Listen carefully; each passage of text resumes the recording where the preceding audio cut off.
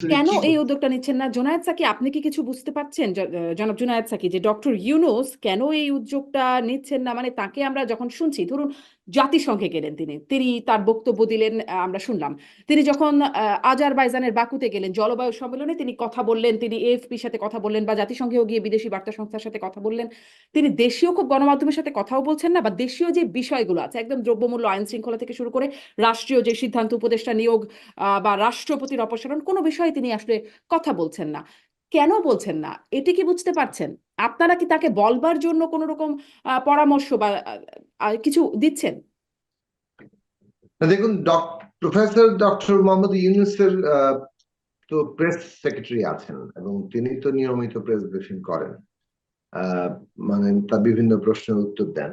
এটা সবসময় যে আহ, মানে ডক্টর ইউনূসকেই নিজেই প্রেস কনফারেন্স করতে হবে, নট হুম। নেসেসারি। বাট যদি ডেফিনেটলি রাষ্ট্র এই উত্তরণ পর্ব, মানে রাজনৈতিক উত্তরণ পর্বটা কি সময় লাগবে, তার রোড ম্যাপ কি, এই বিষয়ে আসলে কথা বলতে গেলে তাকেই বলতে হবে। এবং তিনি নিজেও এটা আগেই জানিয়ে দিয়েছেন, তার মুখ থেকেই আহ শেষ মানে কিংবা এই বিষয়ে সুনির্দিষ্ট বক্তব্যটা আমরা জানতে পারবো। কাজে এই ব্যাপারে তিনি মানে যথার্থ ব্যক্তি, যা যা যে যিনি এটা বলবেন। এখন সে বিষয়ে যদি কোনো প্রপার টাইম লিমিট তৈরি না হয়ে থাকে ইতিমধ্যে, তাহলে উনি আসলে কি বলবেন? প্রেসের সামনে এসে বলবেন আমরা এখনো সময় ঠিক করিনি? সে কথাটা তো সকলেই জানে।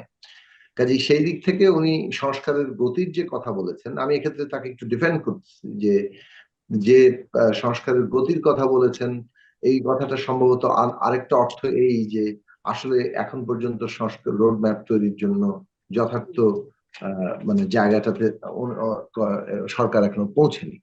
ফলে আমরা যেটা, ওই কারণে আমি বলছি যে মান্না ভাই যে কথাটা বললেন যে 3 মাসের মধ্যে রিপোর্ট দেবে, এইগুলো তো এই কমিশন, তারা আবার সময় বৃদ্ধি করতে চায় কিনা, প্লাস ইতিমধ্যে আরো 4টি কমিশন গঠিত হচ্ছে, সেগুলো এখনো কাজই শুরু করেনি। ফলে আমরা পুরো প্রক্রিয়াটা যে আরেকটু দীর্ঘায়িত হচ্ছে সেটা আমরা সহজে অনুমান করতে পারছি। এক দুই হচ্ছে যে আহ জানুয়ারি মাসে আমি প্রত্যাশা করলাম যে অন্তত আলোচনাটা শুরু হবে, এবং রাজনৈতিক দলের সাথে আলোচনা তো এক বৈঠকে শেষ হয়ে যাবে না, এটা একটা দীর্ঘ ডিসকোর্সের ব্যাপার হতে পারে। ফলে সেই প্রক্রিয়াটা চলবে, কিন্তু মানে এটা থেকে একটা অনুমান করার জায়গাটা সরকারের দিক থেকে সুবিধাজনক হবে যে কি বাস্তবতাটা সৃষ্টি হচ্ছে এবং কত দূর পর্যন্ত তারা যেতে পারবে। রোড ম্যাপ বলতে আমরা যেটা মনে করি যে একটা নির্বাচনের সময়সীমা, হুম। সেটা মানে সেটার একটা আভাসটা থাকা দরকার, সেটার একটা সময়, একটা একটা মানে মোটা দাগের একটা টাইম লাইন তৈরি করা দরকার। কারণ তাতে রাজনৈতিক এবং অর্থনৈতিক স্থিতিশীলতা, আমি বারবার এটাতে গুরুত্ব দিই।